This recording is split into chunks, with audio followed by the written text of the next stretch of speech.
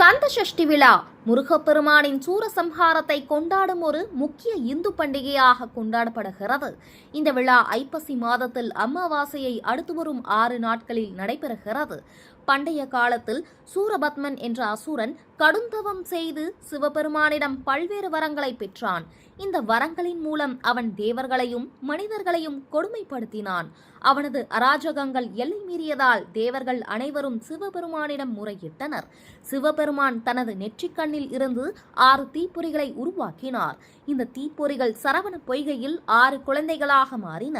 இந்த குழந்தைகளை கார்த்திகை பெண்கள் வளர்த்து வந்தனர். பின்னர் பார்வதி தேவி இந்த 6 குழந்தைகளையும் ஒன்று சேர்த்து 6 முகங்கள் கொண்ட ஒரே குழந்தையாக மாற்றினார். இந்த குழந்தையே முருகனாக உருவெடுத்தார்.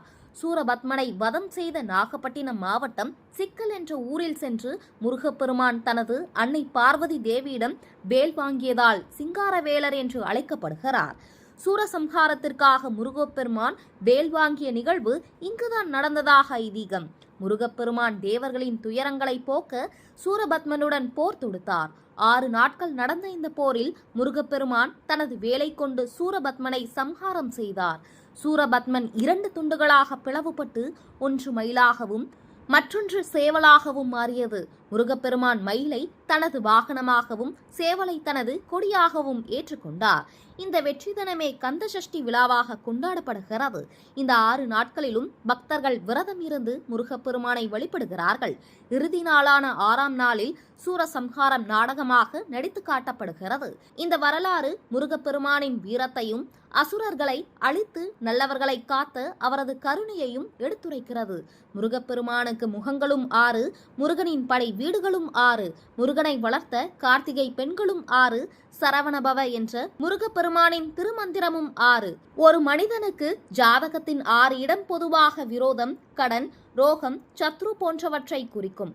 இந்த தோஷங்கள் அனைத்தையும் போக்கும் வல்லமை கொண்டவரும் முருகப்பெருமான் தான். ஆனால் நாம் வழக்கமாக பாடும் திருச்செந்தூர் திருத்தலத்திற்கான கந்த சஷ்டி கவசத்தோடு மற்ற 5 அறுபடை வீடுகளுக்கும் சேர்த்து பாலதேவராய சுவாமிகள் இயற்றிய சஷ்டி கவசங்களையும் பாராயணம் செய்வது நல்லது.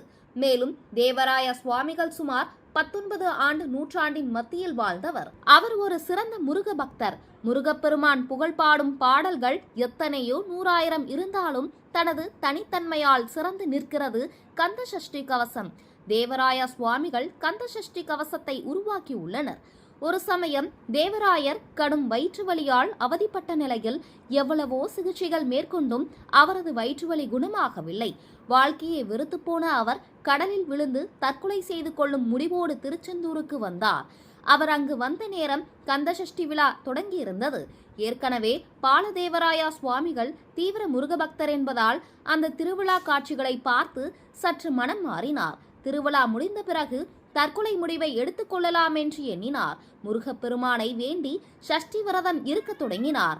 முதல் நாள் செந்தூர் கடலில் புனித நீராடி முருகனை வழிபட்ட பிறகு கோவில் மண்டபத்தில் கண்களை மூடி தியானத்தில் அமர்ந்தார்.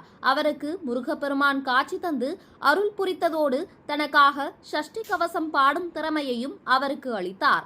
கந்த சஷ்டி கவசம் ஒரு பாதுகாப்பு பாடல்களாகவும் நோய் தீர்க்கும் பாடல்களாகவும் சகல சௌபாகியங்களையும் அருளும் பாடலாகவும் போற்றப்படுகிறது. முருகப்பெருமானை வேண்டி ஒவ்வொரு உடல் உறுப்பையும் ஒவ்வொரு உறுப்பின் பாகத்தையும் காக்க வேண்டும் என்று தேவராய சுவாமிகள் இப்பாடலில் பாடியுள்ளார். கவசத்தின் தொடக்கத்தில் முருகப்பெருமானின் பல்வேறு பெயர்களை போற்றி அசுரர்களை அழித்து அவரது வீர செயல்கள் நினைவு கூறப்படுகிறது. பிறகு முருகனின் 6 முகங்கள், 12 திருக்கரங்கள், வேல், மயில் போன்ற ஒவ்வொரு அம்சத்தையும் குறிப்பிட்டு அவை தன்னை காக்க வேண்டும் என வேண்டுகிறார். ஐயும் கிளையும் அடைவுடன் சவ்வும் உய்யும் ஒளியும் உருவாய வடிவேல் போன்ற மந்திர சொற்கள் இப்பாடலில் பயன்படுத்தப்பட்டுள்ளன. உடல் நோய்கள், மனக்கஷ்டங்கள், எதிரி பயம் என அனைத்திலிருந்தும் கவசம் போல காக்க வேண்டும் என இந்த பாடல் முழுவதும் முருகனை வேண்டுகிறார். இந்த கவசத்தை பாராயணம் செய்வதால் நோய்கள் நீங்கும், பயங்கள் அகலும், வேண்டிய வரங்கள் கிடைக்கும் என முருக பக்தர்கள் ஆழமாக நம்புகிறார்கள். தேவராய சுவாமிகளின் கந்த சஷ்டி கவசம் தமிழர்களின் முருக வழிபாட்டில் ஒரு முக்கிய அங்கமாக திகழ்கிறது.